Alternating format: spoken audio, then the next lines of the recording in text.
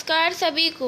आज इस वीडियो में बताने जा रहे हैं कि कैसे अपने ही किए कर्म वापस आते हैं। अच्छा करोगे तो अच्छा होगा, बुरा करोगे तो बुरा। हम जो करते हैं वो एक दिन हमारे ही साथ होता है। जानेंगे इस कहानी से। प्राचीन काल की बात है। किसी नगर में एक सेठ रहता था।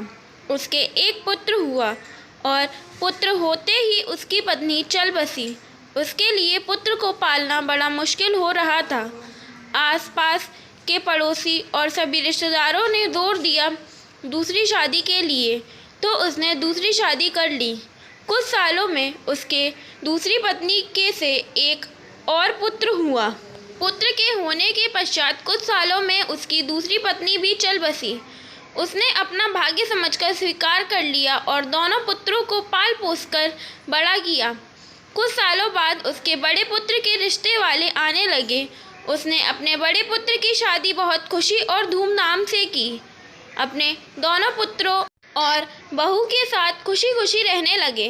पुत्र की शादी के कुछ ही सालों में सेठ भी भगवान को प्यारा हो गया। उसके मरने के बाद बड़े बेटे पे पूरी जिम्मेदारी आ गई थी। एक दिन सेठ का छोटा बेटा बीमार पड़ा। उसके इलाज के लिए सेठ के बड़े लड़के ने वैद्य बुलाया और इलाज करवाया। उसके इलाज में बहुत सा धन खर्च हो गया, पर वो ठीक ना हो रहा था। यहाँ तक कि उसका हर वैद्य से इलाज कराया गया, पर कुछ फ़ायदा नहीं हुआ और दिन पे दिन सेठ के छोटे बेटे की तबीयत बिगड़ती जा रही थी। यह देख बड़े बेटे की बीवी ने कहा, अब तो नौबत घर बार बिकने की आ गई है। ऐसे तो हम दर दर के भिखारी हो जाएंगे। और अपने पति से बोली, ऐसा करो, इसे थोड़ा जहर दे दो। लोग पूछेंगे तो कह देंगे बीमार था सो मर गया। हमने तो बहुत इलाज करवाया, अब क्या करें। सेठ के बड़े लड़के और बड़ी बहू ने मिलकर वैद्य से कह के अपने छोटे भाई को जहर दिलवा दिया। जहर खाते ही वह कुछ ही समय में मर गया। कुछ दिनों तक रोना पीटना हुआ, फिर कुछ दिनों में सब शांत हो गया।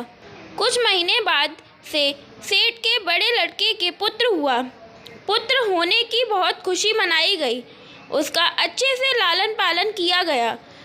आसपास के लोगों को पुत्र खुशी में दावत दी गई। धीरे धीरे समय बीतने लगा।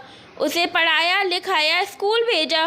वो बड़ा हुआ तो उसकी शादी के रिश्ते आने लगे। पुत्र की धूमधाम से शादी कराई। घर में हर तरफ खुशी ही खुशी का माहौल था। सब सही चल रहा था। अचानक उसका पुत्र भी बीमार पड़ गया। उसका काफ़ी इलाज कराया, जगह जगह के वैद्य बुलाए गए। पुत्र की बीमारी से बहुत सा धन खर्च हुआ, ज़मीन तक बिक गई, पर वो ठीक नहीं हुआ। उसके माता पिता बहुत दुखी हुए। अब क्या करें। उनके सामने तो जैसे अंधेरा छा गया हो।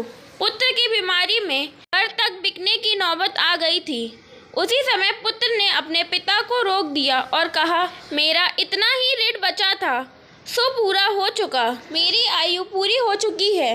माता पिता रोते हुए बोले, बेटे यह कैसी बातें करते हो। तो पुत्र बोला, पिताजी माताजी, जो इस संसार में जैसा करता है वैसा ही पाता है। मैं आपका वही देवर वही भाई हूँ जिसे आप दोनों ने जहर देके मार दिया था, पर आपके पास मेरा इतना ऋण बचा था सो पुत्र रूप में मैंने वसूल कर लिया। अब मेरा आपसे कुछ भी नहीं बचा है और मेरा समय भी पूरा हो गया है।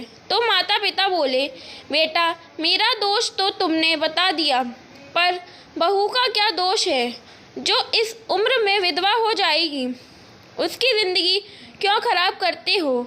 तो पुत्र बोला, पिताजी मेरी पत्नी वही वैद्य है जिसके हाथ से जहर दिलवाकर आप लोग ने मुझे मरवा दिया था। यह संसार में जो जैसा करता है वो वैसा ही भरता है। यही संसार की रीत है। यहाँ ना कोई पुत्र है और ना कोई सगा है। ऐसा कह के पुत्र ने प्राण त्याग दिए। माता पिता पत्नी तीनों रोते हुए बिलखते रहे। पर ये सच है, हम आज जैसा करते हैं वो कल हमारे साथ में आ ही जाता है। यही विधि का विधान है। जो जैसा करता है वो वैसा भरता है, आज नहीं तो कल। इसलिए दूसरों के साथ वही व्यवहार करो जो कल झेलने की ताकत रखते हो, क्योंकि हम सबकी डोर परमात्मा के हाथ में होती है। इस कहानी को सुनने के लिए आप सभी का धन्यवाद। जय श्री हरि, जय श्री कृष्ण। ओम नमो भगवते वासुदेवाय नमः।